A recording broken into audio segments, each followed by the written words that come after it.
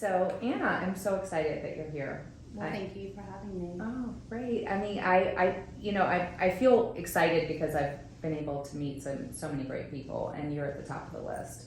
I think I met you about 20 years ago with David Willega. Yeah, that's true. In the gallery. In the gallery. He told me about your gallery. So he and I were neighbors, and I had started collecting art, but my first introduction to collecting art was with my ex-husband, and we went to the Museum of Modern Art, those guys that sell outside. Yes. But we ended up meeting a man named Guy Lassan, and he had a studio in Soho, and we ended up buying a painting from him, and we really liked him, and then he made a painting for me as our wedding present, and that's where it sort of started. But I was too young to think about collecting on any sort of serious manner.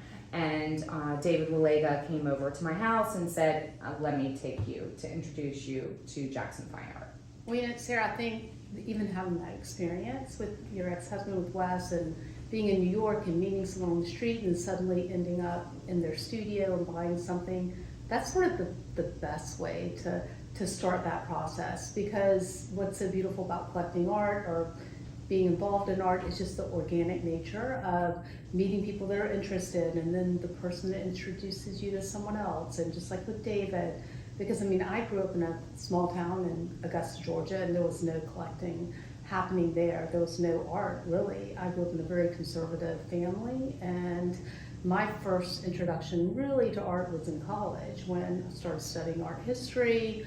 But really understanding the business of art didn't happen until later, and even understanding collecting in general. But did your parents take you to museums? They didn't. They didn't. So you really didn't train your eye until you were like in college? Well, and I like to credit my eye. I have a grandmother who is from Valdosta, Georgia. Her name is Fanny Bird, and in her 1939, she took off by herself to New York and went to Parsons and lived at the Barbizon, and she was a painter and an illustrator. Mm-hmm. So she was fiercely independent and worked she graduated for Harper's early on as an illustrator, at the same time that now I'm realizing it's the same time that a lot of the photographers I represent were there. Under the art direction of Alex Brokovich. And then she moved back to Atlanta. She met my grandfather in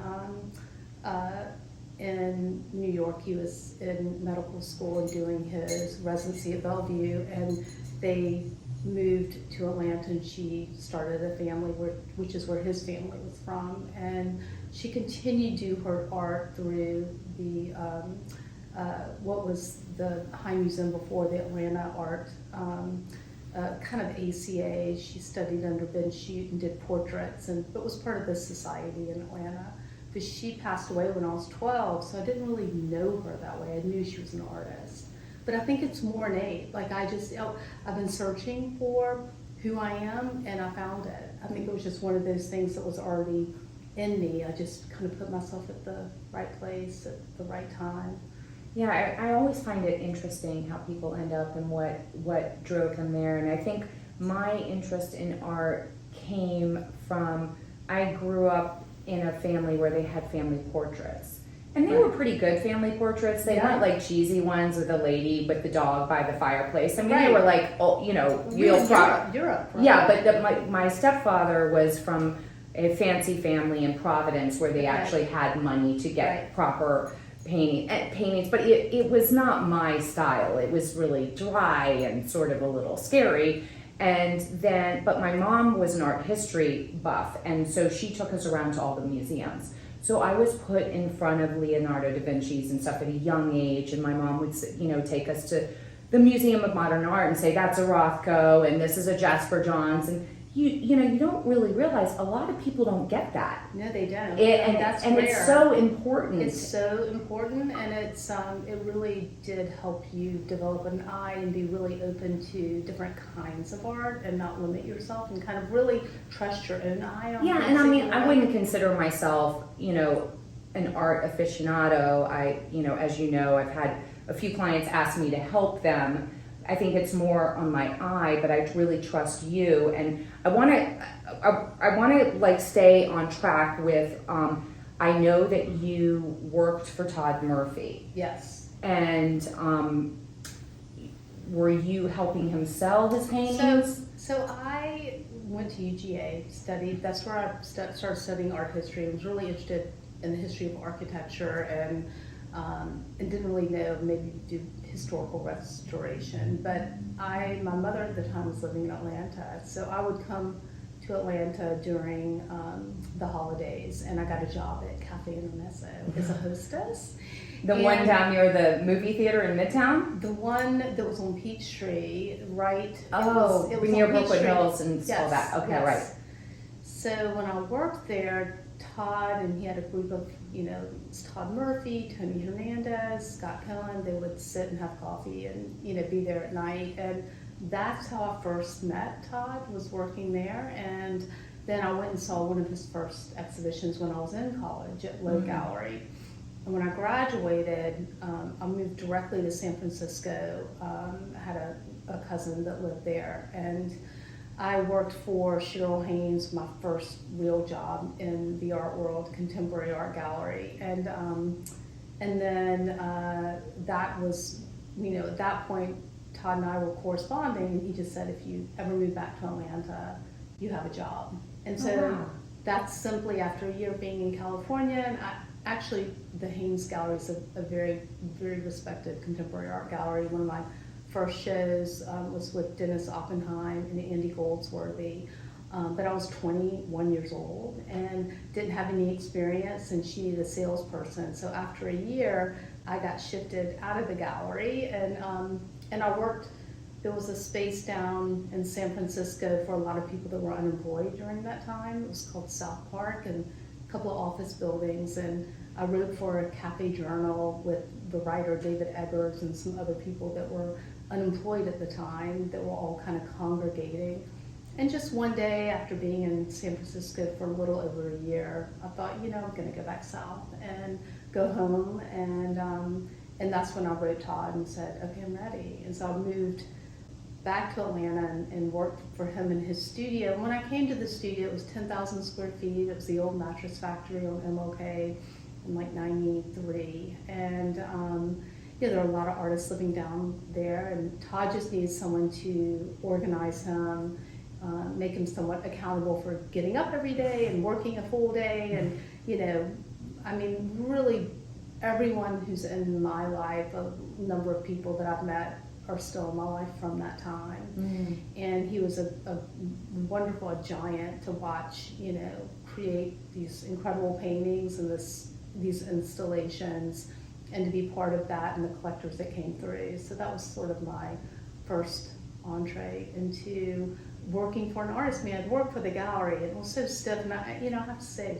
maybe that's not what I would have wanted to do, but then when I was able to be on the other side and really be part of the creative process and see this work being made. And really, one thing that Todd taught me is how to see things differently. And he really, taught me when I would look at a line or look at a drawing, which, by the way, I think his drawings are some of the most interesting part of his work and his sculptures. But the paintings were always initially started with a scene and a photograph. He would use a Polaroid and set up a scene, and then he would take the negative or the print from that Polaroid and print parts of it and make the piece. And they were very, very much about storytelling and otherworldly. They were all narratives that he would almost like, different ideas of horses on the ground with oars, or,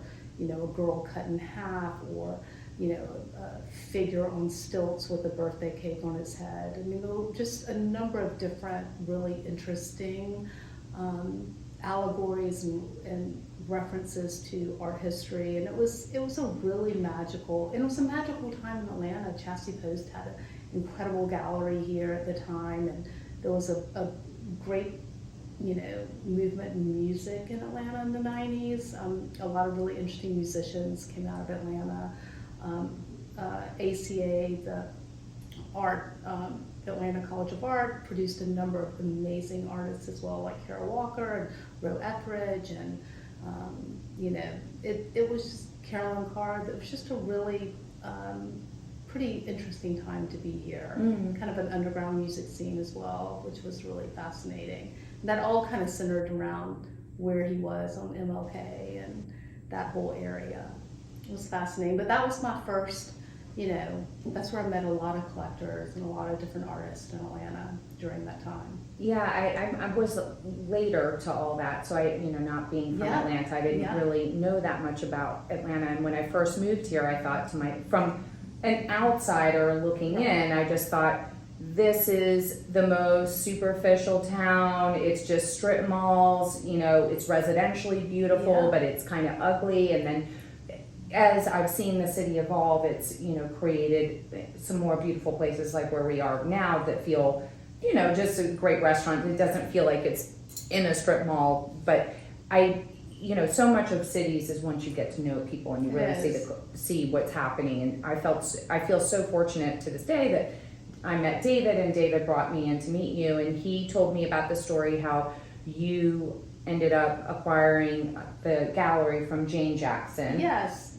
So when Todd ended up moving to Virginia with his wife and child, I had to kind of figure out what my next move was, and he introduced me to Jane. And at the time, Jane was looking for a gallery director. And although I had some, living in San Francisco, I'd seen some really beautiful exhibitions in photography, like Helen Levitt, and I was, dating someone at the time who was really interested in like Eggleston and a lot of photographers. So I was following the photography route, but I didn't really know Jackson Fine Art. And Todd brought me to the gallery, and I met Jane, and she was looking for a director. And at that point, that was in '97, I ended up started working for her. And, she is really the, one of the earlier photography dealers, at least here in Atlanta. There was another fellow before her, but she really knows her history, and she understands. She was having amazing shows early on. Sally Mann, Irving Penn. I mean, Sally Mann's work in 1996 was, under $1,000. Oh, wow. 94, when she did her first immediate family show. I wasn't here at that time, which I was, but she was really representing just the blue chip, showing the work that you would not, be able to see. She had an incredible roster of artists. So to be able to learn and understand, the medium of photography under her, and to watch the changes over the last, 25 years, and how the medium and how the market has changed, has been really fascinating. That she, one of our collectors, her collectors, was Sterling John, and he had come in before I started working there and started building his collection. And he at one point had collected so much work that he's needed a curator. And at that time, Jane's children were getting older, and to sort of be his curator and work for him and help not only continue to build his collection but care for it was something that she was interested in doing. So I was able at that time to find a financial partner to help me to purchase. So someone I met through Todd again, a guy named Andy Heyman, who was working in technology, and he was always interested in because of Todd, the fabric of Atlanta and art and culture, and always wanted to be part of that. And this was a good partnership, and we've been partners for it'll be 20 years in March of 2023. Wow. I knew who Sally Mann was and some of the greats, but I didn't really know anything about collecting photography. And after meeting David, I was thinking of buying something from a friend who was an art dealer in New York, and I went to an art symposium over at Faye Gold's gallery. She had some big collectors there just to sort of talk about collecting. And the theme that came up for me was buy what you love and buy from reputable dealers that you can trust. And at the time, you knew I had come to see the Ruud Van Empel piece. Yes. And my ex-husband sort of poo-pooed on it. Right. When it was still very affordable. And after going to that symposium, I thought, I really feel like I need this photograph, and there's something really special. So you remember I called you and you're like, well, bad news, Christian Louboutin is collecting him now, and so it was this, and now it's 3 times as much. And that's when I first trusted my instincts. Right. Right. And really felt like, you know, I should do this more, and it's been something I've really loved learning with you. But I guess what I'm circling back about is that I didn't really understand that by buying photography from somebody like you, that of course, you know, I don't buy anything thinking it's like the stock market, but it is always kind of cool to know that it, you know, has some real value. And yeah, I mean, I think that, you know, when you're collecting, and today is such a different story in collecting than it was 15, 20 years ago because of, you know, technology and the internet and the way people are marketing or showing work. And I think that it can be really challenging because the world has opened up, just like I'm sure with real estate and other markets. But I think being that there's such a little amount of talent and so many people coming at it.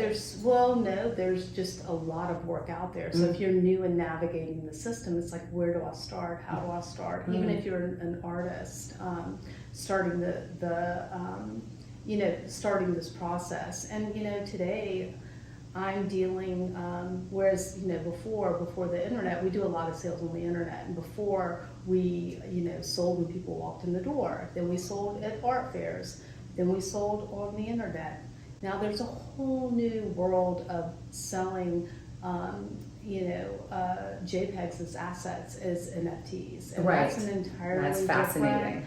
World that is very separate from the collector print world, where you're actually physically getting a print, and there's a whole nother world of collectors that are priding themselves on images, whether they're moving or still, and it really is like it's the wild, wild west for photographers these days and their JPEGs and how they're and I've literally, you know, I guess NFT, the first time I heard it was, you know, 6 months ago, and now I'm having probably 2 or 3 meetings a day around the understanding, and with my artists kind of guiding and advising them around that whole world, because it's a very different concept. And for younger people that are, you know, already working in cryptocurrency and with Ethereum and with minting and understand that language, for us old timers here. Totally. It's you know, it's a people huge like, learning you know, I curve. spoke to someone recently, they're like, well, if I cook a really good dinner and you can't taste it or smell it or eat it, why would I want to buy it?